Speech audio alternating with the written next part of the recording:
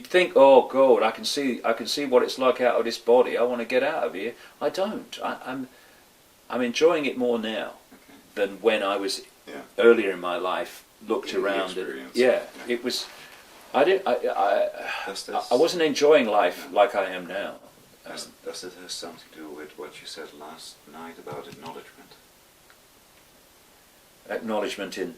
You said to you, acknowledging something was the key to I remember now. I found that in my life that a lot of the experiences we have are giving us the potential to remove the onion rings of programming, to free our minds to open to a greater sense of possibility, reality, self-consciousness and all that stuff. And what I found is that if you acknowledge something that's limiting you, it goes. It's like, they talk about subliminal advertising and subliminal images. Well, subliminal literally, I understand, translates as below threshold. It's below the threshold of the conscious mind to see it. Now, when it's a fascinating thing. When I first realized this, it was like, whoa. When you look at a subliminal advertisement, you 95% of the time cannot see the subliminal. You only see what the conscious mind can see. But of course, subliminals are there not to talk to the conscious mind, talk to the subconscious mind, which then filters through to influence the conscious mind, where the conscious mind thinks it's having its own thought. It's actually been implanted through subliminal messages. And you look at it and you can't see it. And then someone points it out. Now, from the moment someone's pointed it out, every time you see that picture, the first thing you see is the subliminal message. It's extraordinary. It is. The first thing you see. Why? Because it's gone from below threshold to the conscious mind. The conscious mind has acknowledged its existence. At that point, that subliminal ceases to have influence as it did before, because now it's no longer, if you like, secretly communicating with you. You can see it, you've acknowledged it. And in the same way, when we have patterns in our lives, this is why taking responsibility is such an important road to freedom.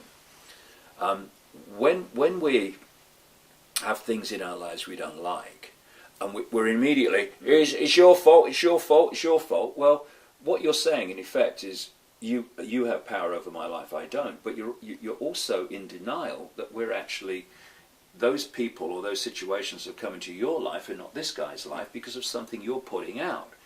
Now, when we take that responsibility back and we say, okay, I don't like what's going on, but there's something that I'm putting out that's drawn this in, or there's something that I need to experience, and acknowledge that experience, that understanding of what that experience is telling me, because it's trying to give me something and it's trying to show me something, or it's an expression of something I'm putting out in another way.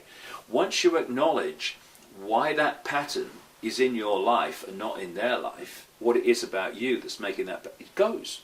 Because by acknowledging it, as with the subliminal messages, you've brought it into conscious awareness, and once it's into conscious awareness, it's gone. And this is why looking at the patterns in our life, which we don't like, and acknowledging why they're happening to us and not someone else, brings an end to them happening. Because while we're pointing out there, it's your fault, your fault, your fault, what is happening is we're not acknowledging why this is happening to us and not someone else. So what happens? It keeps happening, because that attachment, that connection has not been broken by acknowledging why it's you and not someone else. It's about, taking responsibility for our lives is absolutely prerequisite to taking control of our lives. Do you remember that in 2004 I sent you an article about subliminals on the Dutch television? The one in the Disney and in the... Right. Yeah. Yeah, yeah. And used your sex picture. The That's flowers, right. Yeah. That's right. Yeah. Well, if you go on the internet, you put subliminals in, and you'll see a picture of flowers. Someone's coming in. Are you all right? You trying to break in? It's like my mother used to say when we were skint when I was a kid. She said if anyone breaks into my house, she said I'll help them look. Right. But if you go in and you look at the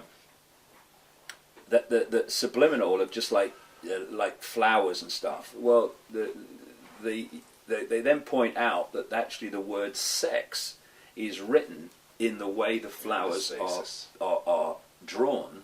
The space between them makes the word sex. Now, people look at that and it's like, I can't see a subliminal. No, just flowers, plants.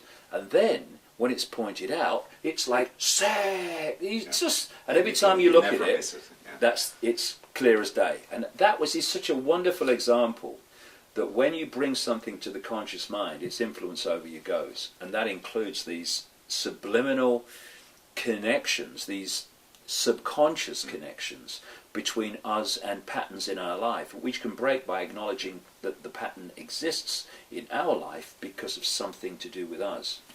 Would it also provide a way for people to listen to the information you're giving? That one of the, what I can see automatic responses from hearing what you have to say is pointing again like it's them that's doing it to us, without looking like what's keeping me in the experience of being controlled, being limited. Well, what I'm saying, in effect, is two things. Well, actually more than two things, but in the way that we're talking here. A, this is how we're being controlled. This is the structure. This is the goal. These are the methods of manipulation. But, number two, it's only possible because of us. How can a few control the many unless the many allow it to happen or allow themselves to be diverted into game shows and focus on the basically the pap and the irrelevant, so that they don't see what's actually happening in our lives. This is a whole point that I'm saying. Yes, we need to know that this structure exists. We need to know how it works and how it manipulates us, and we need to understand what its goals are. But we also need to understand primarily that it exists because we're allowing it to exist. And the thing is, it's a simple process really. If the majority give their power away to the few, and a lot of it is give your responsibility away for the few, instead of how could I have let this situation happen? It's, hey, it's that political party, it's him, get rid of them. No, hold on a second. They collectively, this control system is a manifestation of some state of collective human perception, awareness, whatever you want to call it. And therefore, when we move to another state of awareness, and a massively part of doing that is to take responsibility for things collectively and individually in our lives, then that control system will cease to exist because the foundation that allows it to manifest, which is humans giving their power away, will have gone.